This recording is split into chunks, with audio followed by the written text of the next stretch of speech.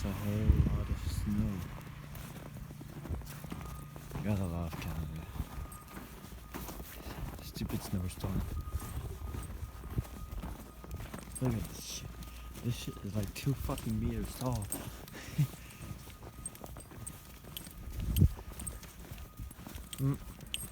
Gotta love it. Of course, you kinda get used to it over time. I'm walking my dog. But over,